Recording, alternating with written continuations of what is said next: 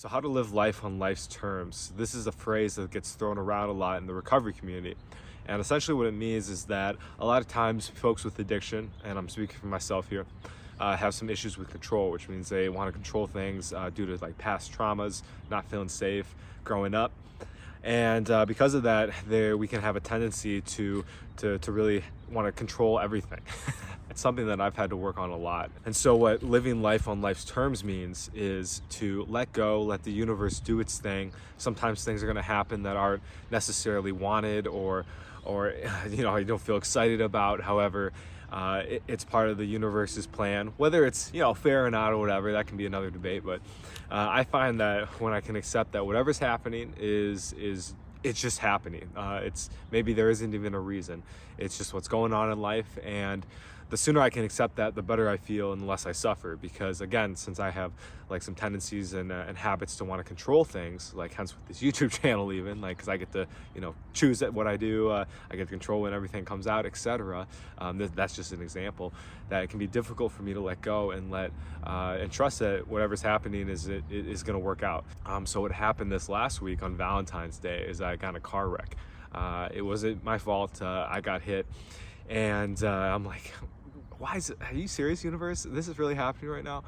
Car got totaled. So I'm in the left turn lane. I'm getting ready to turn, and all of a sudden, bam, just get slammed from the right. Car in another lane turned over right as I went by him. So I went flying up on the curb. My tire was totaled. Right bumper was absolutely destroyed. And their bumper flew off, and I was like, holy crap, this is really happening right now. Now, I thought I could still drive it, but what happened was the whole axle bar got destroyed, the whole sway system, and so it was pretty much a total loss. So this last week, I've been working on getting a new car, and eventually I did. It's used, so it's not like a brand new car. However, it set me back a few dollars, and I've felt some frustration about it, like why? I've been working hard to save, etc., and then this happens, and I've had to really come to terms and take my own medicine here that this is living life on life's terms. Like sometimes things are going to happen that we don't want, that I don't want, and that I didn't plan for, that in my mind stall my progress or my forward momentum, even though when I really look at it, that there is stuff that's going to come out of this experience that's going to be beneficial for the long term, including like living life on life's terms, getting better at that, and practicing patience and letting go and forgiveness and all that stuff. So some things that I do that really help when I'm in this situation is to take a pause and say, okay, what is positive that's coming out of this? Kind of like what I just said. So in the moment, it can feel like everything's negative. This is all for the worst. When I really think about it, though, it's like, okay, I got hit. Yes, it wasn't my fault, which is huge. So I'm not gonna have to pay for anything. The insurance was covering it, and I actually got more than what I paid for it initially. So that was a win. I get to get a new car, which is kind of exciting. I get to get something that's not a Prius. And I didn't get a Prius. I got an Elantra, a Hyundai. And so that's exciting. It's exciting to get to drive a new car. I got to spend some time with my dad. He came up with me to get the car and helped me out a little bit, gave me a nice interest-free loan. And so I got to spend some quality time with my dad, which was really nice. Another thing is that I'm just grateful that I have a car and I was able to get one, and that I can keep doing my thing and driving around and getting from A to B pretty quickly. So those are a few things that when I stop and really analyze it and look at the bigger picture, it's like, okay, those are all positive things. Yeah, maybe I lost a car, maybe I got set back a little bit financially. However, at the end of the day, a lot came out of it that's positive as well. And I think down the line, I'm going to be thankful for this situation because I grew from it. Another thing that I like to do that's been really helpful is talking to someone in my support system. I talk a lot about how it's really important to have a strong support system, or at least be starting to build one, because I know that when I was in addiction, I didn't really have a support system, and the people I hung out with, let's just say, not super supportive, because we were all in our dysfunction. We were all pretty in a rough spot. And so getting into recovery, I really focused on getting out there, meeting people that had what I wanted, were living lives of integrity, they were basically, adults. They weren't a bunch of children.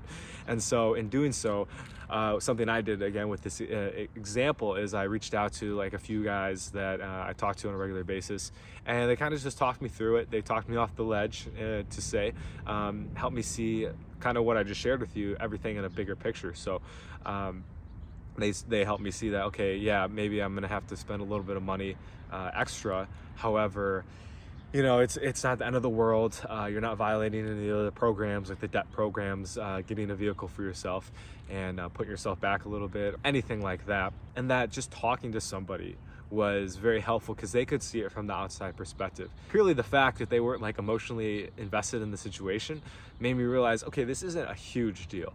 Because I mean, they were just talking about it nonchalantly because they had no feelings towards it really, besides obviously wanting me to exceed, to excel and get through it. But they're not gonna lose sleep over it. So like hearing them talk about it was just like, you know what, there's 8 billion people in the world, 7,999,000,000 blah blah blah are not worried about this, so it's pretty much just me. So I can kind of let it go a bit and realize that there's bigger things in the world than just what happened in this experience. So really helpful to get out, get a support system.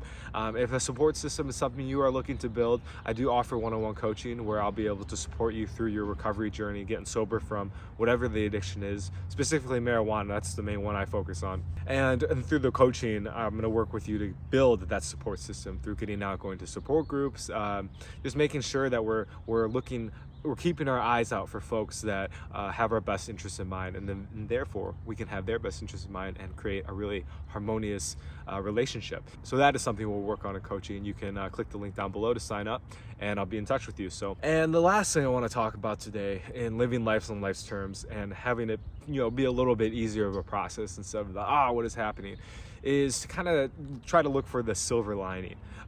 Like really dig deep. For example, like with quitting marijuana, for example, in the moment I'm like, this sucks. Like, are you kidding me? Like, all my friends get to smoke. Why am I having these issues? I've actually been working on it and I can't get any results here. This is so frustrating. And in the moment it sucked. For a while it sucked. And then as time went on, I'm like, holy crap, like I just dodged a bullet. I'm not smoking weed anymore. I'm not dealing with this insane addiction. And today I can look back almost a little over 6.5 years later and be like, wow, I'm so thankful that happened. I'm so happy that I went through that pain and all that tumosity, and I don't think that's a word, but it is now, all that anguish and stuff, because I get to live this life today and I get to make these videos, and none of this would have happened if I wouldn't have gotten sober and if weed wouldn't have worked for me. So in that sense, I'm very grateful that I went through that pain. And again, that was living life on life's terms. What I had to do was I had to surrender. I had to turn it over. I had to say, universe, you're in charge. You know what's right. I'm going to listen to you, because for a lot of years, I didn't listen. I just kept doing what I wanted to do. And of course, the results showed for himself. My life sucked. And so once I finally surrendered and said, okay, universe, I trust you. I know you have my best interest in mind, that life started to get a lot better. And so a little call to action today, I invite you to ask yourself, where in your life can you be turning it over and living life on life's terms? Comment down below if you're going through a situation like this. I'd love to know. I'm sure others would as well. And look forward to talking to you in the next one. Peace.